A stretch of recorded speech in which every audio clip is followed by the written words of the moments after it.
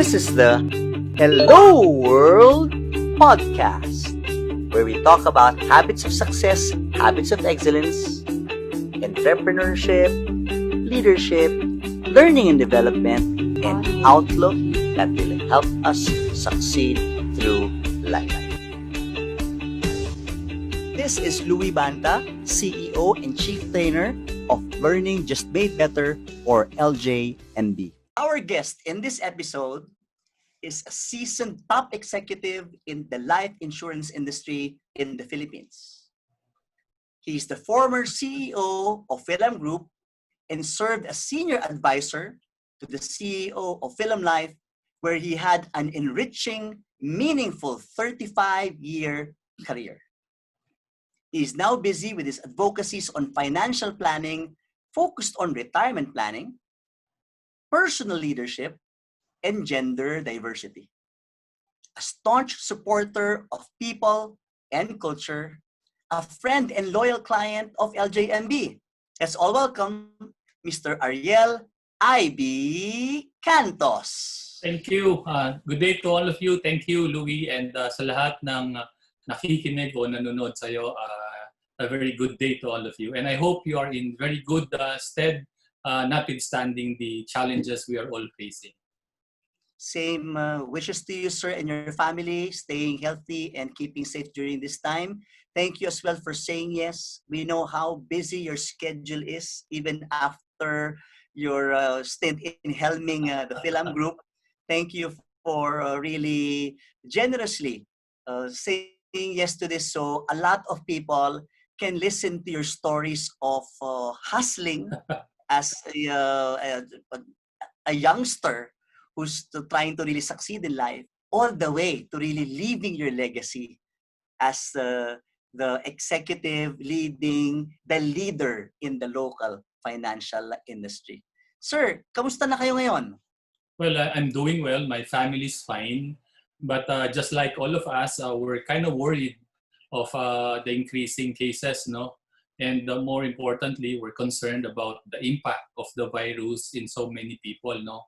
Not only in terms of health, but also in terms of livelihood. So I'm sure that all of us are doing our part to contain the virus and helping as much as we can, and praying and hoping that this thing will finally be over. Mm-hmm. And I will let you discuss your 3 advocacies later before we end our program.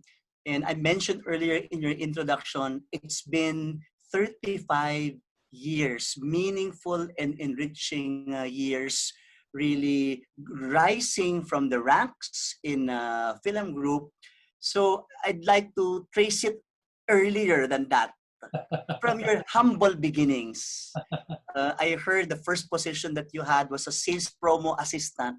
If you wish to talk about even earlier than that, in your younger days, to being at the helm of an insurance industry giant, what's the top 3 secrets of success of personal leadership that helped you achieve what you have right now? Well, first, thank you for giving me the opportunity to share, no? Well, tama ka. Medyo malayo ang pinanggalingan ko, no? People know me now as former CEO of Philam Life and BPI Philam. I was even the president of the Association of Life Insurance Companies, no? Pero ang layo ng pinanggalingan ko before I became a sales promotion assistant. I was an out-of-school youth, no? Pero mamaya na yun. To your question, ang unang-una kong habit na na-develop early in life is hard work. Mm-hmm. I learned very early in my life the value of hard work. No? Kasi for example, in our particular case, wala naman kaming tubig sa bahay. So kung gusto kong maligo, I had to fetch water in the public faucet. No? So magdadala ka ng balde, back and forth. So pag magluluto ka, maghahanap ka muna ng kahoy. Sa kapitbahay mo, ikot ka sa kanto para makapagluto ka. When I had the opportunity to be given the chance to pursue my high school and college education, I was in full scholarship, but the only way for me to retain that scholarship is to really work really very, very hard. No? So talagang kinalakihan ko na yung working very hard. Because that's the only way that I felt that pwede kong makaahon kung saan kami nandoon. Ano? And really, hard work can make things happen for you. Even when I was already working in film life, naging habit ko na yun. Ako pinakaunang pumasok sa mga empleyado at akong pinakahuling uuwi.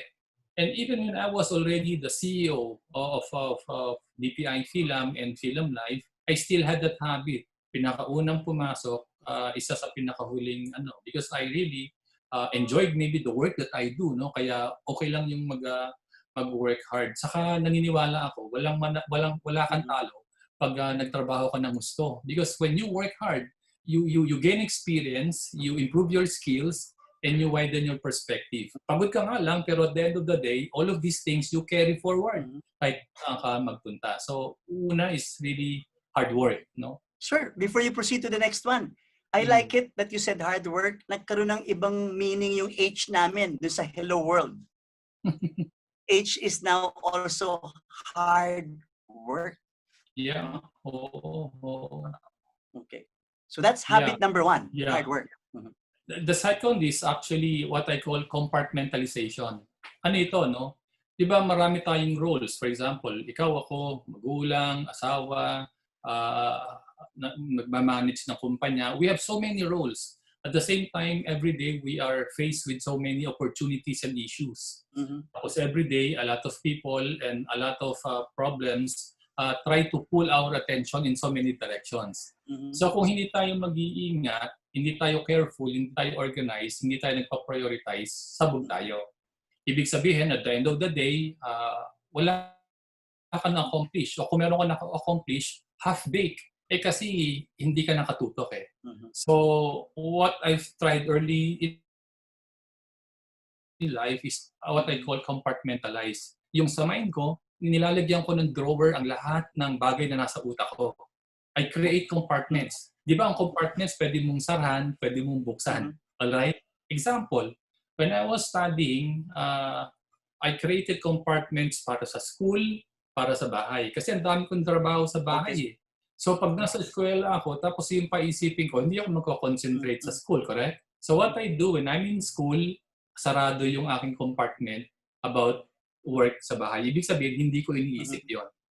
When I was already working, ganun din. Meron kang compartment sa family, meron kang compartment sa work. So when you're in the office, hindi mo na iisipin yung sa family. Pag nasa bahay ka, as much as possible, nakasarado yung compartment mo sa about work. Now, when I was an executive, I talked to a lot of people. Sa regulator, sa principal office namin, sa mga customers, sa mga ahente. When you talk to people, you have to be focused sa kanila, di ba? Full attention. Halimbawa, kausap ko isang ahente. Tapos kunwari nakatingin lang ako sa kanya, pero ang mind ko, problema ko about something else, correct? It's not good. So when I speak to somebody, as much as possible, nilalako yung lahat ng compartments ng ibang bagay. Ang bubuksan ko lang yung tungkol sa ahente na yon. So ibig sabihin, you have to put things in proper order in the mind so that you will be able to give the right focus in whatever is in front of you, whether tao yan o problema yan. Okay.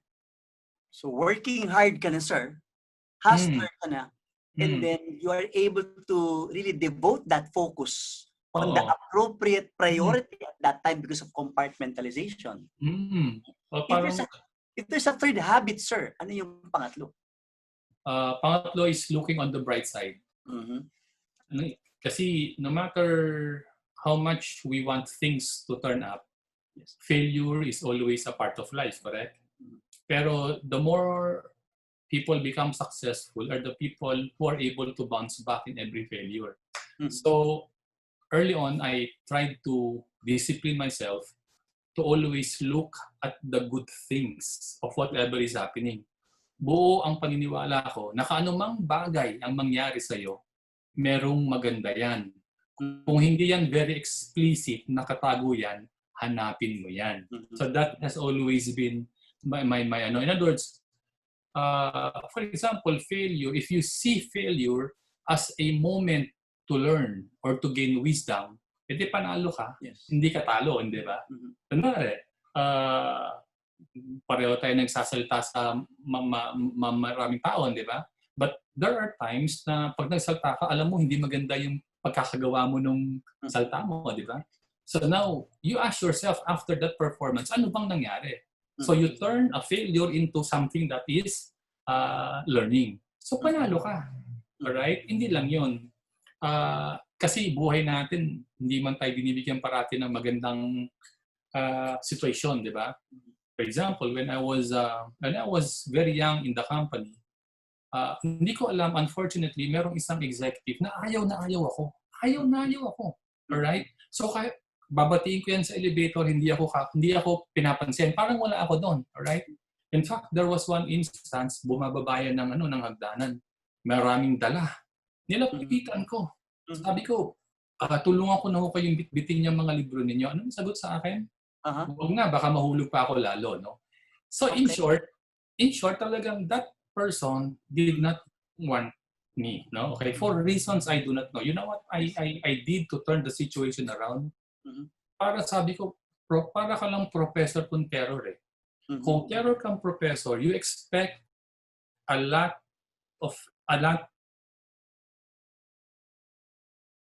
from standard of performance ko. Kasi alam ko pag nasa meeting siya, titirahin niya ako ng maraming tanong, di ba? So ano ngayon ang aking ginawa? Paghahandaan ko yun. So my point is, I was given a tough and rough situation, but I turned it around. Sabi ko siguro, this is an invitation for me to be more resourceful and creative.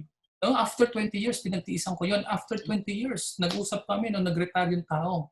Ganun katagal, sir? After 20 years? Yes. 20 years, pinagtsagaan ko yun. Pero after 20 years, nung nag-retire siya, sinabi sa kanya, thank you. Nagulat siya. Kasi alam niya kung paano niya ako tinato eh. Okay. Pero sinabi ko, marami yung salamat. Kasi kung hindi dahil sa inyo, baka ang baba ng standard ko. Because kayo ang ginawa kong standard of performance. Kasi alam ko talaga namang dami kayong tanong sa akin. So I had to prepare for all of those questions. So that's what I'm saying. Now, in addition to, if you look at the bright side of things, parang you are now able to take more risks. Okay? Kasi parati ka nakakita ng maganda kahit babagsak ka, may maganda dyan, di ba? Anong magandang nangyari sa akin? I was appointed as, I was asked if I wanted to be in bank assurance. Okay. Wala naman akong experience doon. I was pure agency in Philam. But they gave me the opportunity to become head of bank assurance. So I took the risk. Alright? I took the risk. Siguro kung hindi ako nagtitingin sa bright side of things, baka sinabi ko, hindi na. Kampante na ako rito eh. Maayos na ako eh, di ba? So, but I took that opportunity and maybe that's also contributory to my being appointed as the head of the Philam Group. No? And lastly, in terms of on the bright side, ang maganda kasi if you're always looking on the positive, you're always grateful. You are always grateful. Ay, kapag grateful ka, di parati kang masaya. Kasi pag grateful ka, ibig sabihin ang nakikita mo maganda, correct? Hindi ka naman grateful kung nakakita ka ng pangit eh. Grateful ka even of the smallest of things, right? And that makes you happy. So when you look at the bright side of things, you are also being much more grateful and you are happier as a person. No matter what is confronting you. Yun. Okay. Sir, you gave me 4 words now, no? Now, the first one is, again, hard work. And then compartmentalization leading to focus. Yeah. Discipline. You started with discipline and then looking at the brighter side and then being grateful. Kung hihimayin lang natin to, yung unang-una, working hard. I'm also a believer in working hard.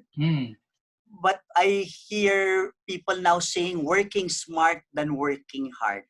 Yung bang working smart already diminishes the value of working hard? Hindi, I don't think so. Ako, if you can work smart, okay, go work smart. Okay? If you can work hard, go work. It's not a choice between hard and smart. Ako, for example, they tell me matalino ako. Sa totoo lang, okay, while my course in Ateneo is honors program, okay, I don't consider myself super intelligent. That's why I work very hard. Okay, I complement whatever intelligence I have, okay, my knowledge of the situation with working hard. So if you are able to work, it's not, to me, it's not a choice. All right? If you can work hard, plus work smart. All right? So to me, it's not a choice. I believe itong concept ng hard work is something that we can really deepen more, especially for the younger members of the workforce Okay. who may have been exposed to a lot of comforts in life, technology being there available when they started studying, no? Kaya parang sa kanila, tech savvy, they take it for, they expect it, no? They expect it to work, Wi-Fi, and which also makes them work smart, no? At tayo, yung experiences natin noong when we were growing up, we don't have much of this. Okay? And you started mentioning some of your childhood experiences earlier or when you were really younger. And I heard some of them in my exposure to you when we were servicing you as our client in Philam Group.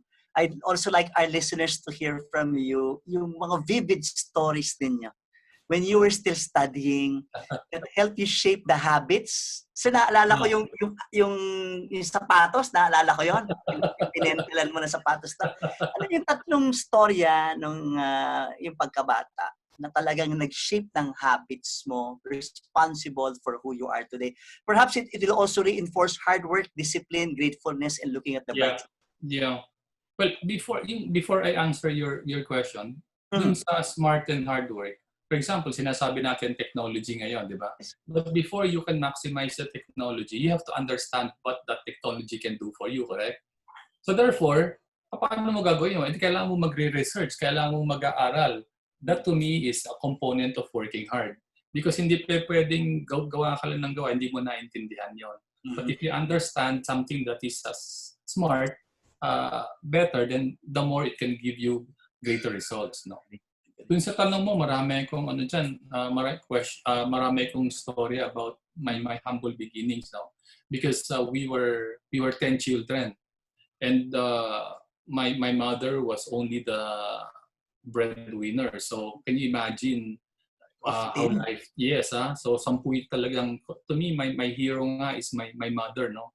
Unfortunately, she passed away sometime March this year. So I was kumbaga witness to how it is with very little in life, no? Our daily condolences, sir. Yeah, thank you. But we're moving forward, no? Salamat, no? So when I was in grade 6, kasi nga pangatlo ako sa 10, so marami pang nasa likod ko, 7. When I was in grade 6, sabi ng mother ko, pasensya ka na dahil hindi na natin kaya na ikaw mag-high school. Yung grade 5 muna, pasampahin natin ng grade 6. Sunod-sunod yun. So I was already computing, Diyos ko, ibig sabihin, 7 taon ako magiging out of school youth hanggang yung bunso namin, grade 6, no? So anyway, when I was out of school youth, yun na, naglilinis ako ng mga bahay ng mga kapitbahay, bunot, lampaso. Bunot pa noon uso pa yung coconut hase, wales, lampaso, yan. Naglilinis ng kotse, utusan ng barangay, okay? Minsan, gumagawa ako ng assignment ng mga kaibigan ko kasi alam nila may hilig ako mag-aaral. Alright. Tapos yung kung saan kami nakatira sa Palanan, bahain yun . So pag bumabaha, yung kaibigan ko merong bubong ng jeep. So nilalabas namin yun, nagpapasada kami, inihila namin yung mga tao sa baha. No? So ganoon ang ginagawa namin. So that was it was really very challenging and difficult. Sir, saan nanggaling yung mga ideas mo noon? Where did you get all of these options of what to do? Kasi siguro, pag nandun ka na when you're in that situation, you have to ask yourself, what can I do? Anong gagawin ko? Alright, hindi ka nang pwede na, wala na lang, doon ka na lang sa sulok. Namulat nga ako na parang, this is not the kind of life that I want to have, no? Okay. So parang, there's got to be something different that must happen. So kumbaga, parang, ayaw ko lang, parang it becomes natural to a lot of people na kapag merong ganyan ng sitwasyon mo, isip ka, anong pwede mong gawain? Right? Pwede mong gawin. So, yun ang lang ginagawa ko. Sige lang. Mm-mm. Sa mabuting palad naman, yung nililinis ko yung sasakyan ng aking uncle, hindi naman niya ako binabayaran eh. Mm-mm. Basta ako, sige lang ako ng sige. Sige lang. Siguro nakita niya na at nakakausap niya yung nanay ko na mahilig akong mag-aral. Sinabi niya sa akin, sige dahil pinupunasan mo yung kotse ko gabi-gabi, itong gagawin natin. Akong bahala sa first year high school mo. Pero first year lang ha. Second year, hindi ko naman papangako yun. So that gave me the opportunity to get back to, after 2 years, to get back to school. Yes. Yes, awa naman ng Diyos, yung napasukan ko na na eskwela, St. Antonino sa Singalong. Mm-mm. Kapag honor student ka, meron kang libre ka ng tuition. Yes. So nung first year, binayaran ng uncle ko. Mm-mm. Second year, syempre, inano mo na yon, inambisyon mo na yon para maka second year scholar, third year scholar, fourth year. Sa awa ng Diyos, class valedictorian ka naman, di ba? Wow. So that gave me naman the opportunity to apply for scholarship in several universities. Mm-mm. And I chose Ateneo, and that's where I landed. Ganon din sa Ateneo. Scholarship all throughout. Scholarship all the way. But alam mo, isa sa high school, may kwento nga ako dyan. Pag binalikan ko yan, nalulungkot ako. For example, yung isa lang sapatos ko eh. Kulay itim. Eh di ba minsan meron tayong event sa school na kailangan mo kulay brown. Ang gagawin ko doon, punta ako sa kapitbahay, hingi ako ng pinturang brown. Ipinturahan ko yung sapatos ko ng brown for that event. The following day, tapos na, gagas ko naman para itim na ulit, di ba? Alright? Natatanggal naman, sir. Bumabalik naman sa dati. Oo. Siyempre, hindi na yung katulad ng dati, pero itim pa rin. Okay, itim pa rin. May lunch. Siguro kaya mataas ang cholesterol ko ngayon kasi ang lunch ko nung high school, itlog. Itlog nang. Pero ibang luto. Pritong itlog, Tuesday, scrambled egg, itlog na may kamatis, itlog na may sibuyas, tapos hard-boiled. Okay? Minsan nahiya akong sumabay sa mga kaklase ko during lunchtime. Kasi pag tinanong ako, anong ulam mo? Araw-araw na lang itlog. No? And then when I was in Ateneo, di ko maniwala dito, when I was in Ateneo, I was waking up 4 o'clock in the morning. Bakit? Kasi nag-iigib ako ng tubig eh. Sa public faucet. Dala-dala ko yung libro kong hiniram sa library. Wala nga akong textbook sa Ateneo kasi I could not afford. So, wala akong textbook, panay library yun. So, one night, dito hindi ko makakalimutan, one morning, nagigib ako ng tubig sa kanto. Biglang umulan, siya nabasa yung hiniram kong libro sa Ateneo. And then I said to myself, life has to be better than this. So even it gave me even that force and commitment na hindi dapat titigil tayo sa ganitong klaseng buhay. Alright? So doon, marami pagkakataon na may sinyalis na, sige lang, labang ka lang. So yun ang nangyari. Alright? When I was in high school, itlog ang inaano ko tuwing tanghalian sa Ateneo, buko pie lang. Everyday buko pie. You know why? Because that is how much I could afford for lunch. Mabuti sa Ateneo, ang kantin doon, libre soup. So, soup ako plus buko pie. That has been my sa awa ng Diyos, nakaraos. No? With honors pa, sir. With honors pa. Oo, ganun. With honors. Tiyaga lang talaga. No? Of course, ang parati ko rin sinasabi is maraming tao along the way na tutulong sa iyo. Right? Sa pag-aaral, pasyensya, mga ganyan. There are a lot of people along the way who would help you. So parati ko sinasabi, pag ginawa mo yung para sa iyo, in other words, kung ano yung sipag mo, tiyaga mo, kahit hindi mo isipin at hindi mo asahan, meron mga taong basta na lang pumupunta sa iyo para tumulong. Ganon. And your uncle was really one of the, I'd say, the catalysts, Kasi, pero in sir, ang realization ko dito, you were just cleaning the car of your uncle. Tama, sir, without any expectation. Alam mo, yes, kasi very consistent yan. You know, ito, isa pang hindi ko makalimutan. On my very first day in Philam, 37 years ago na ngayon, nakabasa ako ng very simple quote. There is no limit to what a man can do if he does not care who gets the credit. Alright? So, sige lang ako, trabaho ko lang ng trabaho. Yun ang paniniwala ko, trabaho ko ng trabaho. Kasi Mm. ultimately, honest work will be rewarded. Mm. Maybe not now, but in the future. So, tinan mo nangyari. Mm. Na-promote ako nung na-promote hanggang naging presidente ako. But Mm. hindi ko naman yun iniisip eh. Basta as far as I was concerned every day, I was Mm. expected to do my job to the Mm. best that I can. Kasi yun ang aking commitment sa kumpanya eh. Mm. So that's what I did. Mm. In the first 10 years of your career, Hmm. which includes yung sinasabi mo na you have to prove yourself to that Yeah. executive Oh, earlier. But even outside of that, yeah. anong biggest lessons nyo when you were first 10 years and moving to the next 10 years? Yung always go the extra mile. Okay. Always go the extra mile. Mhm. Hindi ako natakot nung extra hour, Mhm. extra assignment, okay? Mhm. Doon nga sa employee contract namin may nakalagay and whatever will be assigned to you from time to time. Di ba? May ganon? Yes. Alright.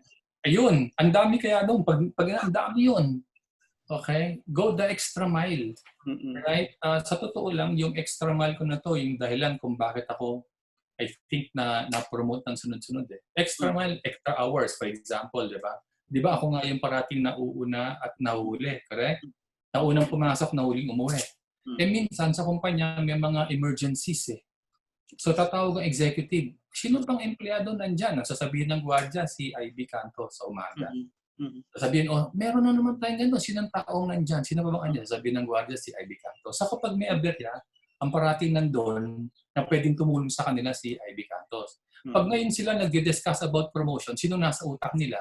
Si Aibee Cantos. So, ito mo, hindi ko naman na ano yun eh. Hindi ko naman iniisip yun eh. I just did what I felt was the right thing to do. And with God's grace, nagkasunod-sunod na yun. Okay. Oh. So that's one. Go the extra mile. Second is yung early on, you must distinguish yourself from the others in the organization.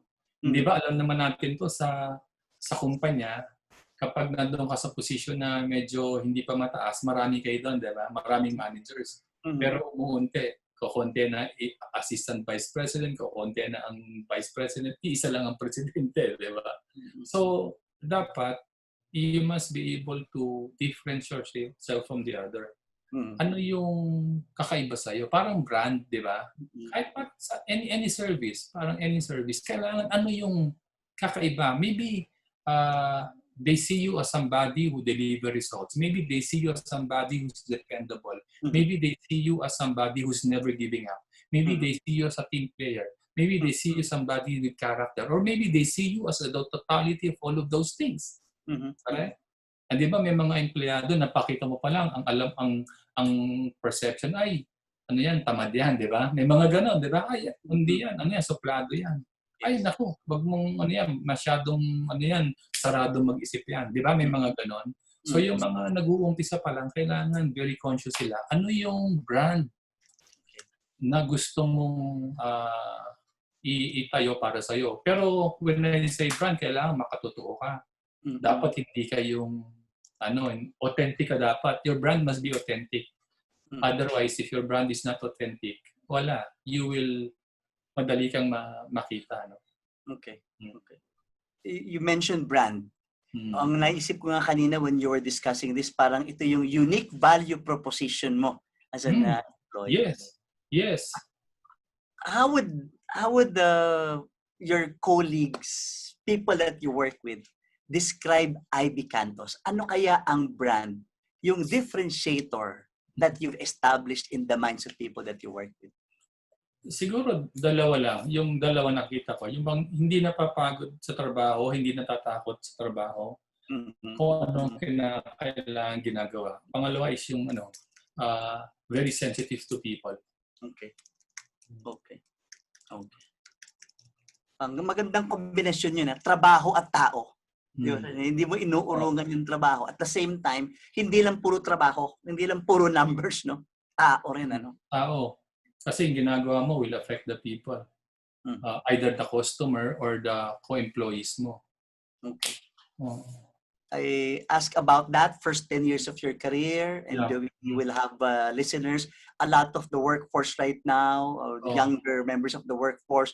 Alam mo, may mga generational gaps na rin talaga, sir, no? Oo, Mga younger members of the workforce natin, eh, they would have a lot of goals and milestones that they want to achieve in their first 5 to 10 years, no? Para maganda nang marinig nila tong story na kailangan paghirapan, kailangan may hard work involved. You don't just expect something and in 1 to 2 years, you expect to achieve it. No?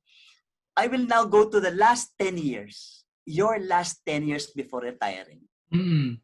Top 3 either lessons or realizations that you've had in the last 10 years. Kasi by that time, I'm leading a lot of people already, no?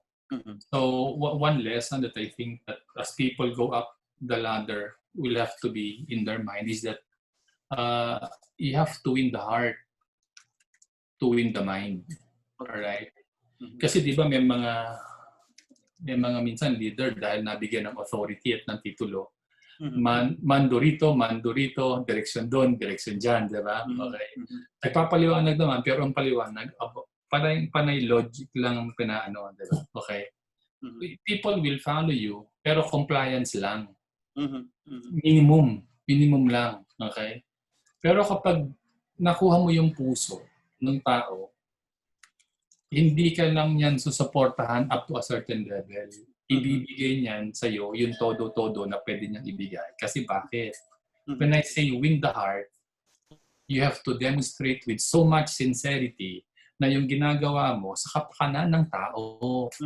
Dapat ganoon eh. Okay, I'll give you an example. When I was CEO, I think I'm only one of the few in the who did this.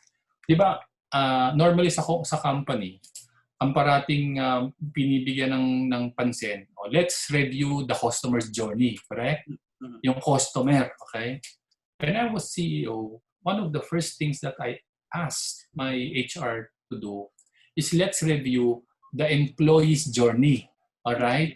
Kasi pasasayahin mo yung parati natin pinasasaya yung ating customer, hindi natin alam kung sumasaya yung empleyado natin. So we must track the journey. Ano yung journey na yon from the time na nire-recruit mo hanggang sa mag-retire yung empleyado. So pinakikita mo ngayon sa tao mo na talagang seryoso ka na tanungin yung bang bawat journey nila, masaya ba sila? Is it meaningful? Is it worth their while? Kasi pag nasa iyo yung tao mo, ibig sabihin, they forgone many of their other opportunities outside, di ba? So, responsibilidad mo na yung empleyado mo, maayos ang katayuan sa iyo. So, now, if you're able to do that, hindi by words only, but by real action, alright, makukuha mo yung puso ng tao. At pag nakuha mo yung puso ng tao, mas madali nilang tatanggapin kung ano yung gusto mong ipagagawa sa kanila kasi naniniwala sila na yung gagawin nila kahit mahirap sa pakanan hindi lang ng company but also by themselves and their families. Okay, winning the heart. Winning the heart first, no? To win. Oo. Okay. And to me, very sa akin to very kasi I'm a people leader alright? Again, ako lang isa sa maraming presidente. Sa ex ko namin, yung meeting namin every month ng lahat ng top executives ko, ang sinabi ko sa corporate secretary, maglagay ka ng agenda dyan, yung good deeds. Ano yung good deeds? Hiningan ko ng 2 pangalan yung lahat ng aking top executives na gumawa ng mahusay kada buwan. At sinusulatan ko yung mga yun. Right? My point is, we were conscious to see who amongst our people are doing well and we have to recognize them. Kasi can you imagine pag ikaw na nakatanggap ng commendation from the president, hindi ba pagsasabi mo yun sa mga tao? O di kakalat yun. Ngayon, it can inspire people to do a better job as well para makatanggap sila ng ganung klaseng commendation. Yung aking yung commendation letter from the CEO noong 1997, nakatago pa sa akin ngayon. Oh, di ba? Ganun siya tinetreasure ng mga tao. Totoo. Tapos, alam mo, isa pang aking habit, no, when I was CEO, at the start of every week, I send out email, birthday greetings to all of the employees celebrating birthday in that week. Hindi na-expect ng mga tao yun. In fact, nakatanggap ako ng isang reply sa email. Ang sabi ng empleyado, Dear Secretary to the CEO, pakisabi naman kay Sir Aibee, maraming salamat for asking you to greet us. So akala ng empleyado, yung secretary yung gumagawa. Hindi niya alam ako. So sinagot ko, no need for the secretary. This is Aibee. Happy birthday. Kailan mo ako ililibre? Mga ganong klase. Which means that people really don't expect the CEO to do that. Small things matter. Sabi nga nila, no? Hindi naman parating, kasi expected na sa CEO dapat may utak, di ba? Okay? Pero ang hinahanap ng mga tao kapag CEO ka, may puso ba yan? O yung utak ba niya ginagamit niya sa tama? Di ba? Okay. May mga additional lessons na rin tayo dito on how to be a CEO for those who are working their way up, those who are maybe in middle management positions or senior management. Not everybody can become a CEO, no? But I believe more and more people can think like or act like or speak like a CEO in their own little ways. Okay? Kung meron kayong advice doon sa mga nagsisimula pa lang in their early 20s or mid-20s, of course, iba naman ng may mga generational differences tayo, iba ang panahon ngayon o iba ang panahon noon. But what are some timeless habits that never become old-fashioned? Sa mga nagsisimula pa lang sa career nila, top 3 pieces of career advice that you can give. One, kasi lalo na sa mga bago, no fear. No fear to ask questions, no fear to learn, and no fear to give your inputs. Kasi di ba normally, kapag bago, akala mo, naku, bago ako dito, baka hindi nila ako masyadong papansinin, di ba? If you're new, you're in a very good position to introduce something that is new. So no fear to ask questions, no fear to share your perspective. Pangalawa is, ganun pa rin, habang bago ka, begin to already be conscious of the kind of person and brand and reputation that you want to build for yourself. Okay? Kailangan aga pa lang, alam mo na kung anong gusto mo. Ikaw ba yung dependable? Ikaw ba yung hard worker? Ikaw ba yung smart and the like? Dapat alam mo na yun ha? And then, pangatlo will be, again, with all of the opportunities and many projects ongoing in organizations now, tanggap ka lang ng tanggap ng trabaho in projects with energy and enthusiasm. Ano ka lang. Remember, while there are opportunities, there's also so much competition, correct? So how can you how can you beat competition? How can you progress in life? Okay, always carry that enthusiasm and energy in the work that you do. Huwag kang matakot sa trabaho. Walang talo sa doing something to the best of your ability. You mentioned earlier, no fear specifically on asking questions. I can imagine during your time, because I also experienced this.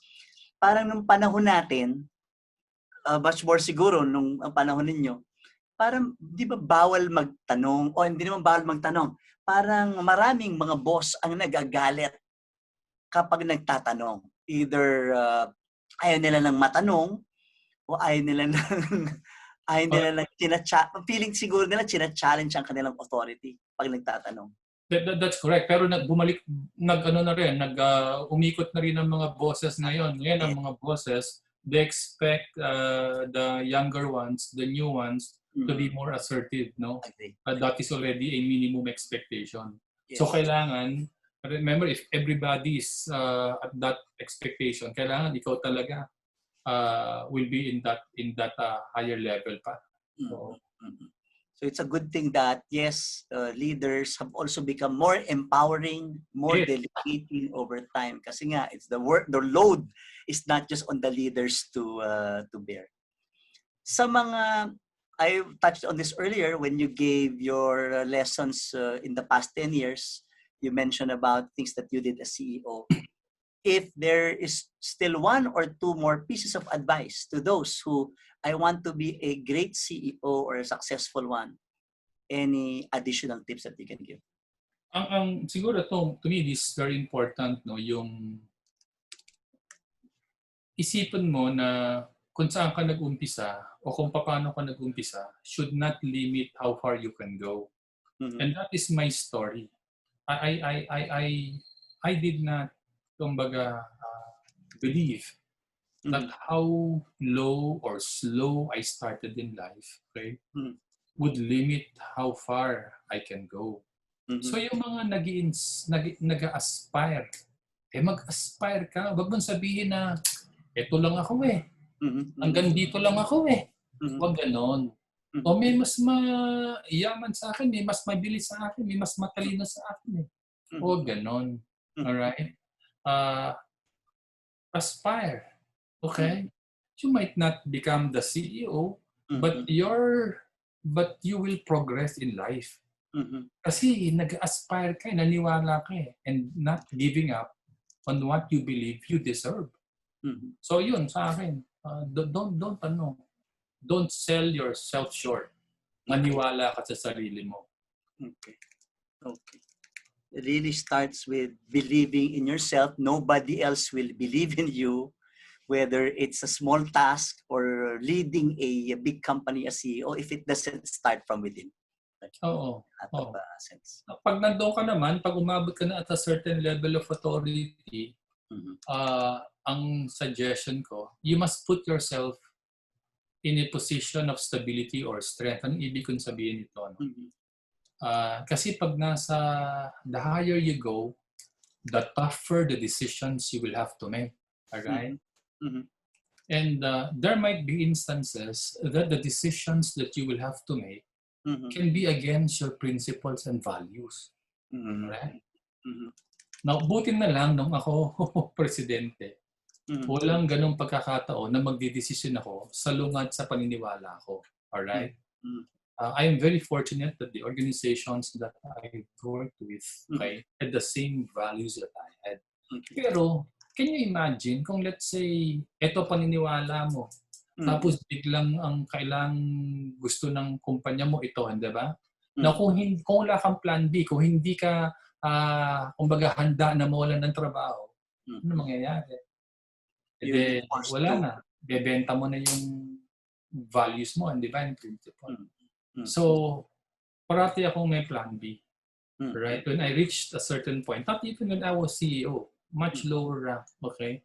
I was very conscious of that na kailangan if the worst happened, meaning hindi kami magkatugma sa values and principles, pwede kong umalis na lang at hindi mapuput at risk ang kabuhayan ko at ng pamilya ko. Diba? Ganon. So, sa akin dapat ganon parate. Prepare to stand by your prepare so that you can live by your principles.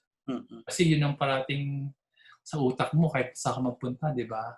That will give you peace of mind and pride. But Philam is your first and only employment? Yes, the Philam Group actually, the Philam Group. So through the years, talagang yan, kumbaga rising from the ranks. No? So I was very fortunate because I met great people in the company and very dynamic yung organization. And I was also working with our agency force. Diba? Yung mga talagang in the field. So that enriched even my life and my perspective. So I'm very thankful with my career in the organization. And that's why giving back na ako ngayon. I'm the point of giving back naman ako ngayon. Ganda ng yung last na sinabi mo na yan. Giving back with your 3 advocacies. And as we wrap up our intimate time with you, a rare chance to really be to have a face-off with Aibee Cantos. Yung 3 advocacies mo, please tell our listeners what are these 3 that you're pursuing right now that consumes your passion and energy. Yeah, kasi again, one is yung personal financial literacy. Actually, financial literacy with focus on retirement planning. No? Hindi ka rin pala masaya kapag nakikita mo talaga na yung maraming tao hindi masaya. No? Sabi ko nga, statistics-wise, almost 95% of Filipino retirees are not living a comfortable and dignified life. Nakakalungkot. After working for 30, 40 years, dahil sa pagmamahal sa pamilya, okay, sila ngayon nag-retire na, and then they have very little to tide them over, correct? Parang that's not the right situation for somebody who worked very hard for decades now. So parang feeling ko dapat makatulong ako doon kasi insurance and financial literacy are very much aligned. So kung ano man yung natutuhan ko at na-experience ko, gusto kong give by way of education, no, to people that they must prepare very early for their retirement. Right? So that's yun, isa sa mga pinagkakaabalahan ko ngayon. Pangalawa is on personal leadership. Personal leadership, ito yung sinabi ko kanina.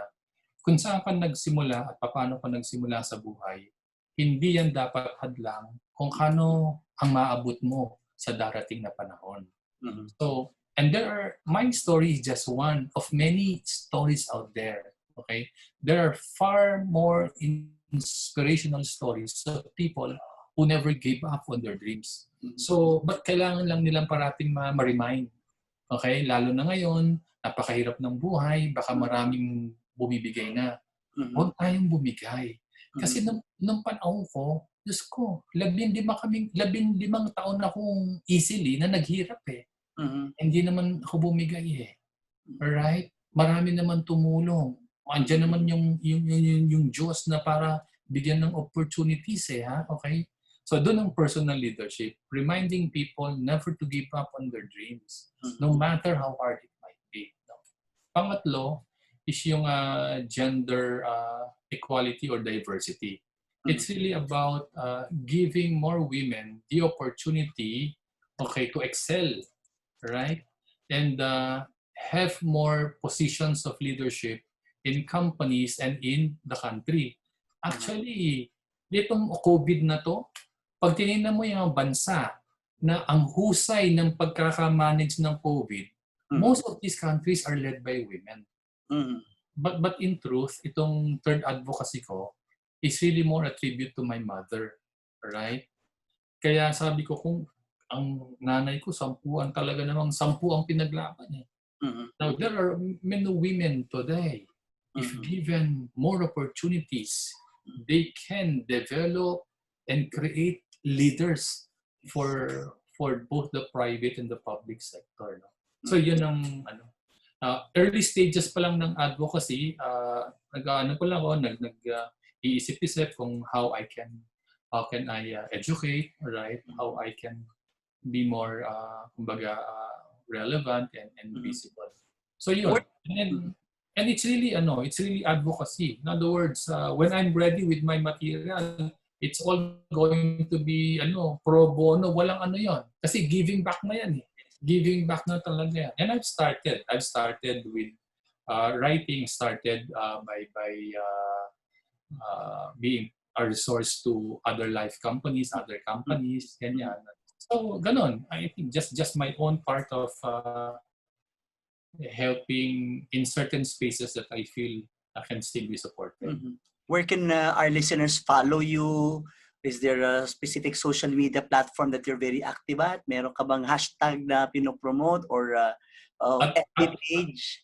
At the moment, it's still in its very infant stage pa. Parang it's all I'm creating the material. Okay, once I think I have enough material, and that's the time that I will be able to be much more visible, no. Okay. So laying down the groundworks, no.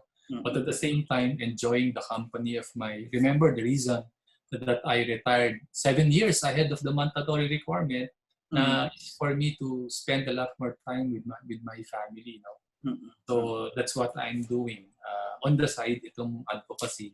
And hopefully, pag medyo maganda na yung panahon natin, di ba? And we can move around, and that's the time that and if I have materials, I'll be more than willing to share those materials with you if you can help. No? Yun naman naman. We will find a way to be able to promote it to a wider circle.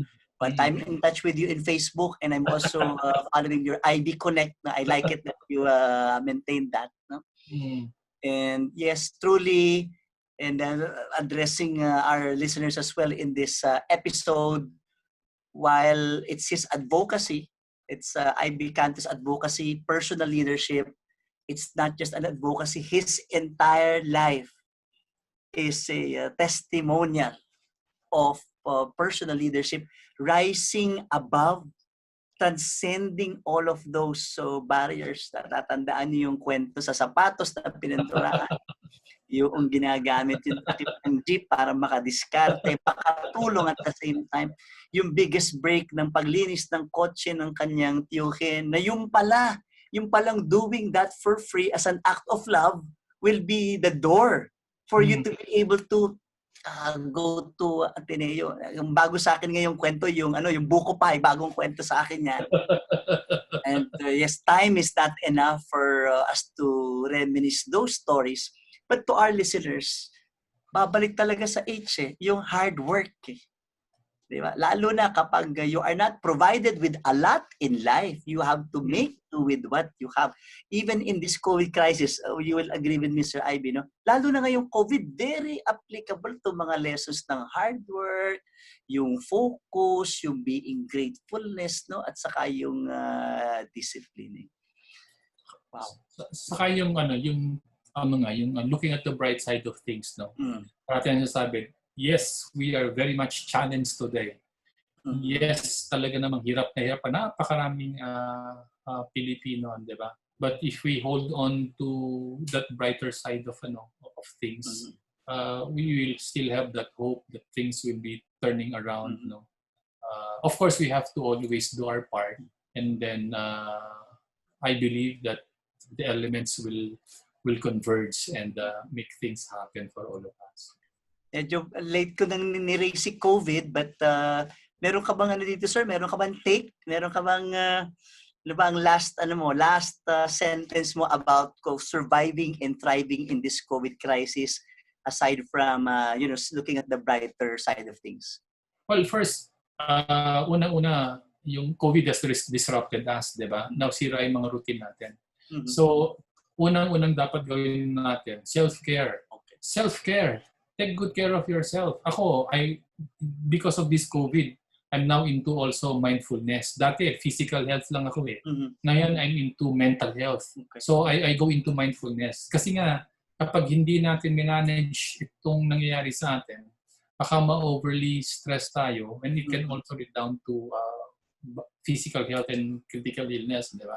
So, take good care of yourself. To me, that's very important. Number 2, for those of us who are fortunate enough to prepare, ako talagang laking pasasalamat ko, nakaprepara ako eh. Okay? So meron akong peace of mind gabi-gabi. Pero maraming tao walang peace of mind eh, di ba? So whatever we can do to help, in whatever way we can do, let's do that. I think that's very important. And then, I also parang support people who challenge the way things are being done. Kailangan mag-voice out tayo eh. Hindi para makiaway, kundi para makasuporta. Kasi ang turo ng nanay ko sa akin nung bata pa, pag hindi mo alam, hindi mo naintindihan, pag gusto mong makatulong, magtanong ka. Alright? Speak up. So, okay. So, that's also what I'm trying to do. Speak up. So that those who are in a position to really make something and solve this thing can also be supported. Yun lang. And ang kombinasyon. Sabi mo, sir, self-care. Yes. Pero ang ganda nung kasunod. Kasi self-care, akala ko sa self lang. Yung pala, find a way to help others. Yeah. Yung others. Oo, parati. Parati yun. Kasi you can never help others if you are not in a position to help. Kahit sa aeroplano, di ba? Pag sumasakit na aeroplano, sabi ng piloto, bago mo bigyan yung anak mo ng oxygen, maglagay ka muna ng oxygen mo, di ba? Yes. Because we should be in the position to help before we can help. And then the last thing, I also agree with that. We have leaders who may also be struggling or challenged on how to deal with this pandemic of this size or scope. Yeah. Speaking up is our contribution as citizens. Yes, yes, because you can, no matter how good you are, no matter how good you are, there are things that you cannot see. Mm. And you need people who will honestly help you see things, okay, as they are, and listen. Suportado kita dyan, sir. Yung mga ano natin, we will use whatever platform we have to Yes, yeah, yes, yes, yes. and support. Yes. Ang key takeaway ko dito, this is sa ating very rare opportunity to have our one-on-one with Ariel, Aibee Cantos, no? A leader whom I really respect. Tama yung sinasabi niya na late umaalis kasi nagsushooting pa kami dun sa Spark sa BGC ng alas 8, then you will come in, no? And you will check what we're doing in preparation for some of our programs. What really stuck with me is do not let your humble beginnings limit how far you can go. So whoever you are. Sige, go ahead, sir. Isa na lang, Louie, no? Sige Kasi po. lalo na kung if certain people, it's not the fame, it's not the money that will really make you happy. Alright? Kasi kahit pa paano siguro may konti na akong naipon for myself, di ba? You know what gives me joy, no? When I visit Philam Life, the security guards there and the janitors there will approach me and say, "Sir, nami-miss na muna namin kayo." Alright? Anong ibig sabihin noon? Meron ka natanim sa mga tao, alright, na naaalala nila. And that is what, to me, gives so much joy. So, for those who are listening, yes, go and achieve the things that you want to achieve. But please don't forget to make a mark on the hearts of people. But because ultimately, that is what will give you so much joy. Yun lang. It's all about leaving memories to people that you work with and put together those memories. Yan ang pinaka-legacy mo sa ibang tao. No? Sir, I really like your new look today. Against COVID yan. COVID protection. Pero okay nga, syempre, people, nakikita ko, people really need to reinvent, no, and repackage themselves. I welcome the fresh look. There's so much that we can really take in here, and regardless of who you are, now addressing our listeners, regardless of your age or generation in life, regardless of your level in the organization, whether you work with a big company, a global company, or a small company, regardless of whatever barriers or challenges you have in life, it can be equal to or more than the life story of our guest, Aibee Cantos. It can also be much more than that, pero do not let all these things limit how far you can go. We had a wonderful time. Sir Aibee, maraming salamat. Thank you for watching my video. To watch more videos like this, click subscribe and hit the bell icon below.